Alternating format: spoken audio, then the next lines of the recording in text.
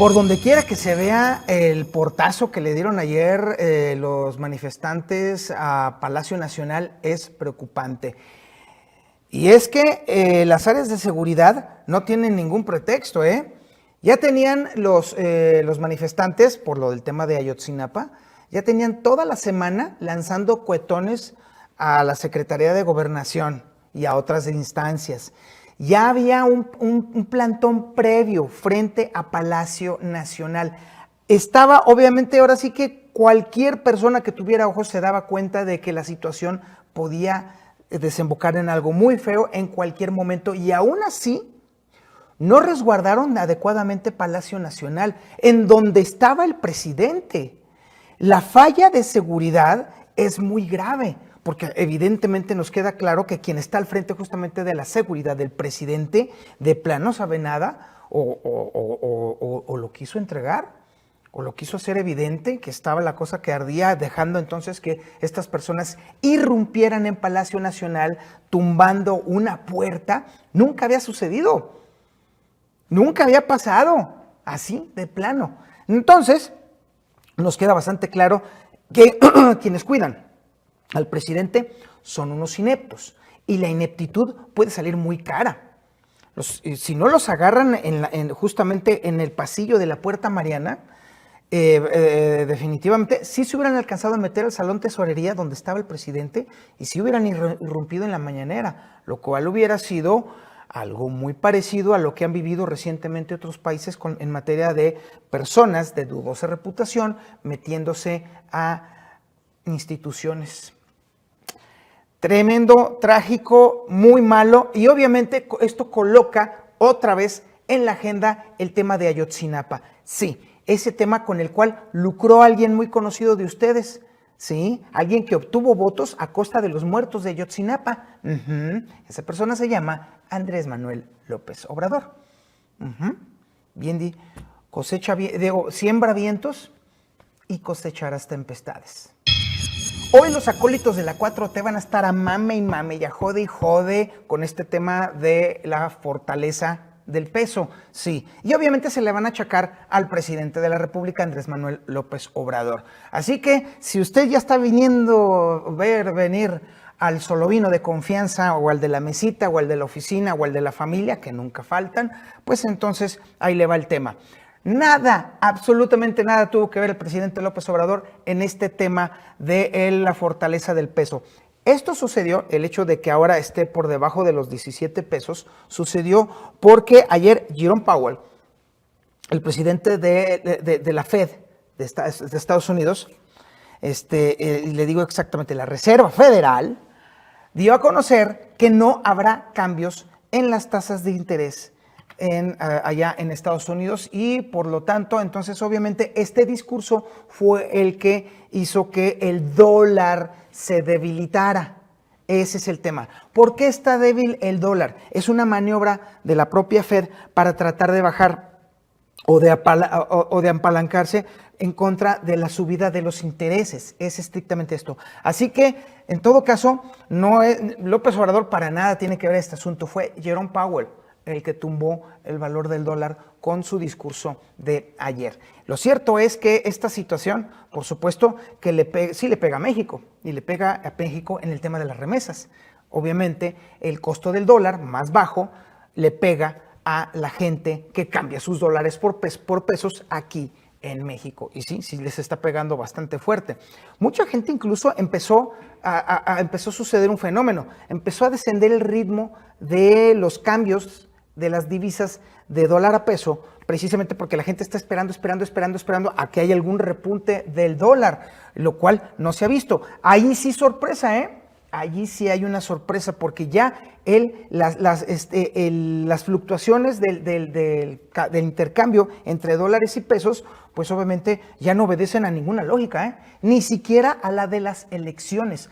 Había quienes decían que podría verse fluctuaciones fuertes en la paridad peso-dólar, precisamente como efecto de las elecciones. Pero la realidad es que los grandes inversionistas, sobre todo en dólares, les valió un pepino quién quede, si Xochitl o si Claudia, les vale una reverenda nada.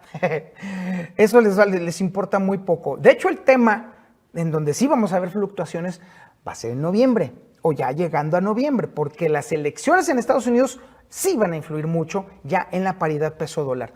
Puede ser que a la baja, puede ser que a la alza. La verdad es que incluso los propios analistas, como por ejemplo como Enrique Quintana y otros muy connotados, confiesan que no tienen ni la más mínima y remota idea de cómo vaya a estar la fluctuación entre el peso y el dólar. Pero de que tenga responsabilidad ahí el PG, pero para nada, ni quien lo pele. Por supuesto que no se han hecho esperar las reacciones de lo dicho por el presidente. De hecho, efectivamente, Emilio Álvarez y Casa luego respondió a la acusación que le lanzó el presidente de ser él el que está manipulando a los padres de los 43 normalistas desaparecidos en Ayotzinapa. Y la realidad es que hay muchas aristas en este tema, pero por todos lados aparece siempre el mismo punto. Y es que ahora se le está revirtiendo al presidente López Obrador el uso electorero que hizo precisamente de la tragedia de Ayotzinapa para su beneficio electoral. Y cosechando precisamente este tipo de cosas, están empezando a suceder estos asuntos. Por lo pronto, mientras están ahorita revirándole al presidente con todo, pero con todo de verdad, ahora el tema radica en que los manifestantes han prometido que van a radicalizarse y que van a ser más destrozos si no son escuchados. Y dieron un plazo de 20 días, entonces quiere decir que ya nada más quedan 19, para entonces ser recibidos por el presidente López Obrador. Estas posiciones encontradas no van a funcionar gran cosa debido precisamente a que ya conocemos cómo se conduce el presidente cuando lo presionan. Y no reacciona nada bien el presidente cuando lo presionan. Y el presidente también sabe que electoralmente esto le puede costar mucho a Claudia Sheinbaum. ¿Por qué?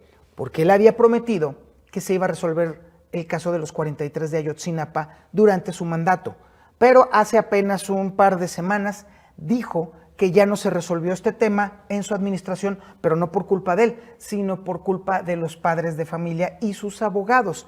Esto en automático le endilga la responsabilidad a quien él espera que lo suceda en la presidencia, que para este caso sería justamente Claudia Sheinbaum.